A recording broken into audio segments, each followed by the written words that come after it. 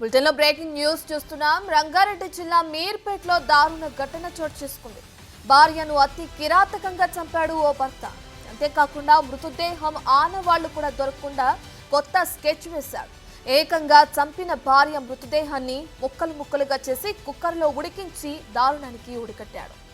అనంతరం ఆ శరీర భాగాలను ఎవ్వరికీ కనిపించకుండా స్థానికంగా ఉన్న చెరువులో పడేశాడు. కథా స్క్రీన్ పై పకడ్బందీగా లేసిన ఆ కిరాతకుడు బంధువులందరికీ కళ్లు గప్పాలని సైతం ప్రయత్నించాడు.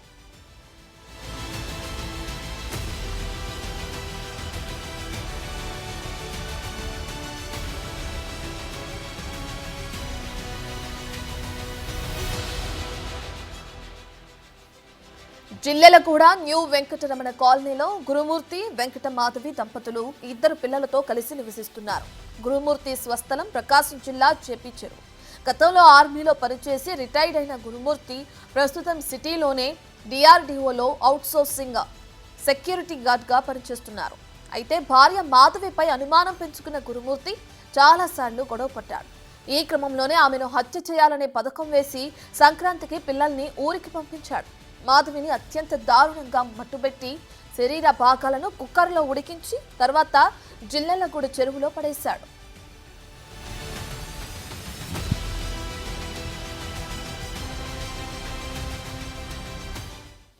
పూర్తి డీటెయిల్స్ అందించడానికి మా ప్రతినిధి సురేష్ లైవ్ లో జాయిన్ అవుతున్నారు.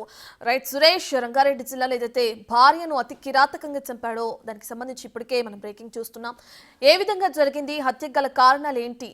అంటే అనుమానంతో భర్త చంపాడని తెలుస్తుంది. అయితే పోలీసులు దీనికి సంబంధించి విచారణ ఎక్కడి వరకు చేపట్టారు? భార్యను అత్యంత కిరాతకంగా హతమార్చిన గురుమూర్తి కేసులో సంచలన విషయాలు వెలుగులోకి వస్తున్నాయి. పక్కా పథకం ప్రకారమే భార్యను హత్య చేయాలని చెప్పేసి కూడా ఆయన భావించినట్టు తెలుస్తుంది. ప్రస్తుతం ఆయన నివాసం వద్ద ఉన్నాం మనము. ఇదే నివాసంలో భార్య భర్త ఇద్దరు కూడా ఉన్నారు. పిల్లల్ని సంక్రాంతి పండుగకి ఊరికి పంపించడం జరిగింది. ఆ తర్వాత ఆ భార్యతో గొడవ పడి ఆ భార్యని అత్యంత దారుణంగా హత్య చేయడం జరిగినట్టుగా పోలీసులు అయితే అనుమానిస్తున్నారు. ప్రస్తుతం గురుమూర్తిని అదుపులోకి తీసుకోవడం జరిగింది. ఎందుకు హత్య చేశాడు, మళ్ళీ భార్య మిస్సింగ్ అని చెప్పేసి అత్తమామలతో పోలీస్ స్టేషన్కి వచ్చి ఫిర్యాదు చేయడం జరిగిందని చెప్పేసి కూడా పోలీసులు చెప్తున్నారు. అయితే ప్రస్తుతం ఇదే ఇంట్లో గురుమూర్తి ఆయన భార్య మాధవి కూడా ఉంటున్నారు. అయితే ఈ ఇంట్లో ఎవరికి తెలియకుండా అత్యంత దారుణంగా భార్యని హత్య చేసి దాదాపు 2 రోజుల పాటు ముక్కలు ముక్కలుగా కట్ చేసి ఆ తర్వాత కుక్కర్లో ఉడికించి ఆ తర్వాత పక్కనే ఉన్నటువంటి కిలోమీటర్ దూరంలో ఉన్న జిల్లెలగూడ చెరువులో భార్య ఏవైతే మృతి చెందిన తర్వాత ఆ పీసెస్గా చేసిన మృతదేహాన్ని మొత్తం కూడా తీసుకెళ్లి బకెట్లో అక్కడ పడేసినట్టుగా పోలీసులు అయితే గుర్తించారు. ఆ బకెట్తో పాటు ఆ గురుమూర్తిని కూడా ప్రస్తుతం అదుపులోకి తీసుకోవడం జరిగింది. ఆ హత్య ఏ విధంగా చేశాడో, అసలు హత్యకు గల కారణాలు ఏంటనే దానిపై కూడా పూర్తిగా ఆరా తీస్తున్నారు. అయితే ఎవరైతే మాధవి తల్లిదండ్రులు కూడా ఇక్కడికి పోలీస్ స్టేషన్కి వచ్చి 18న ఫిర్యాదు చేయడం జరిగింది. 18వ తేదీన తన కూతురు కనబడట్లేదు అని చెప్పేసి కూడా మీర్పేట్ పోలీసులకి ఫిర్యాదు చేశారు. ఫిర్యాదు చేసిన తర్వాత ఇంట్లో ఉన్న సీసీ కెమెరా ఫుటేజ్ని పరిశీలించారు. గురుమూర్తి మాధవి ఉంటున్న నివాసానికి సంబంధించిన సీసీ ఫుటేజ్లో గురుమూర్తి ఒక్కడే బయటికి వెళ్ళి వచ్చినట్టు కనబడుతుంది. మాధవి ఇంట్లోకి వచ్చిన తర్వాత బయటికి వెళ్ళకపోవడంతో పోలీసులు ఆ సీసీ ఫుటేజ్ ఆధారంగా దర్యాప్తు చేసి గురుమూర్తిని అదుపులోకి తీసుకొని ప్రశ్నించగా తానే హత్య చేసినట్టుగా చెప్పడం జరిగింది.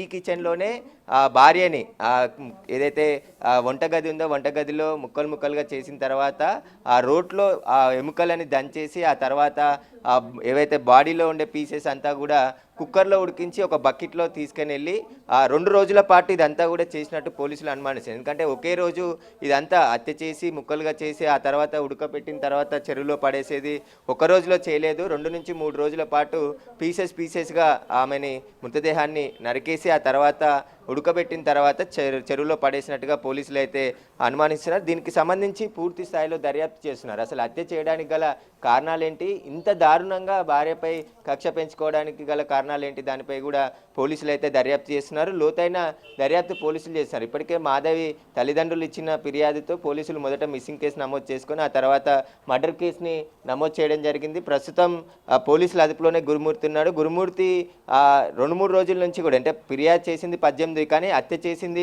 16 లేదా 15వ తేదీనే హత్య చేసి ఆ తర్వాత ఆ భార్య మృతదేహాన్ని అంతా కూడా ఇంట్లో నుంచి పీసెస్లుగా తీసుకెళ్లి పడేసి ఆ తర్వాత మళ్ళీ తల్లిదండ్రులు వచ్చిన తర్వాత మాధవి తల్లిదండ్రులు వచ్చి 18వ తేదీన మీర్పేట్ పోలీస్ స్టేషన్కి వెళ్ళి ఫిర్యాదు చేశారు. ఫిర్యాదు చేసే సమయంలో కూడా గురుమూర్తి వాళ్ళ వెంటనే వెళ్ళాడు. గొడవ పడి ఇంట్లో నుంచి బయటకు వెళ్ళిపోయింది. ఎక్కడికి వెళ్ళిందో తెలియట్లేదు అని చెప్పేసి కూడా ఏమీ తెలియనట్టు వాళ్ళతో పాటే తిరిగాడు. కానీ పోలీసులు ఈ ఇంట్లో ఉన్న సీసీ కెమెరాలకు సంబంధించిన ఫుటేజీని మొత్తం దాదాపు 15వ తేదీ నుంచి 18వ తేదీ వరకు మొత్తం పరిశీలించారు. ఆ పరిశీలించిన తరుణంలో మాధవి ఇంట్లోకి వచ్చి మళ్ళీ బయటికి తిరిగి వెళ్ళలేదనే ఐడెంటిఫై చేశారు. ఆ తర్వాతనే గురుమూర్తిని అదుపులోకి తీసుకొని అసలు ఏం జరిగిందో చెప్పాలని చెప్పేసి ఆయనని విచారించడంతో ఈ విషయం అంతా కూడా వెల్లడించినట్టు తెలుస్తుంది. ప్రస్తుతం పోలీసులు అయితే కేసు నమోదు చేసి దర్యాప్తు చేస్తున్నారు. క్లూస్ టీంతోనే ఆధారాలు కూడా సేకరించడం జరిగింది.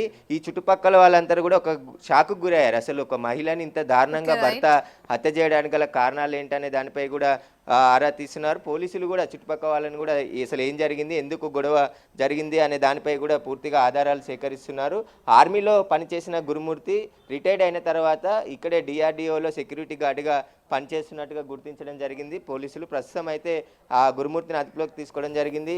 అన్ని కోణాల్లో కేసును దర్యాప్తు చేస్తున్నామని చెప్పి పోలీసులు చెప్తున్నారు. కానీ ఆ మృతదేహానికి సంబంధించిన ఆధారాలు ఏవి ఇంకా దొరకలేదు కాబట్టి పోలీసులు అయితే కేసు నమోదు చేసి దర్యాప్తు చేస్తున్నాం. ఆయన ఇచ్చిన స్టేట్మెంట్ ఆధారంగా చెరువులో కూడా గాలించామని చెప్పేసి పోలీసులు చెప్తున్నారు. అయితే ఇంటి నుండి తీసుకెళ్లిన బకెట్ని స్వాధీనం చేసుకోవడం జరిగింది. ఆ బకెట్లో రక్తం మరకలు కానీ వాటికి సంబంధించిన కొన్ని ఆధారాలు సేకరించి ఆ మృతదేహానికి సంబంధించిన ఏదైనా ఒక క్లూ దొరుకుతుందా అనేది కూడా పూర్తిగా గాలింపు చర్యలు చేపట్టడం జరిగింది. ప్రస్తుతం మనం ఇదే ఇక్కడ ఇంటికి పైకి వచ్చేదానికి సంబంధించి గేట్ దగ్గర సీసీ కెమెరాలు ఉన్నాయి. ఆ సీసీ కెమెరాల్లోనే పూర్తిగా రికార్డ్ కావడం జరిగింది. ఏదైతే కింద మనం ఈ ఇంట్లోకి ఎంటర్ అయ్యే దగ్గర గేట్ దగ్గర సీసీ కెమెరాలు ఉన్నాయి. ఆ సీసీ కెమెరాల్లోనే మాధవి ఇంట్లోకి వచ్చినట్టు ఉంది తప్ప బయటికి వెళ్ళిన విజువల్స్ ఏవి అందులో రికార్డ్ కాలేవు. కాబట్టి అదే రోజు 16, 15, 17 ఈ 3 రోజులు కూడా అనేక సార్లు గురుమూర్తి బయటికి వెళ్ళినట్టు కూడా సీసీ కెమెరాలో రికార్డ్ అయింది. బకెట్తో అతను ఇక్కడ నుంచి బయటికి వెళ్ళినట్టు కూడా గుర్తించడం జరిగింది. ఆ సీసీ ఫుటేజ్ ఆధారంగానే ఇప్పుడు పోలీసులు దర్యాప్తు చేస్తున్నారు. ఈ హత్యకు గల కారణాలు ఏంటనే దానిపై కూడా పూర్తిగా దర్యాప్తులో అన్ని రైట్ థ్యాంక్ యూ సురేష్.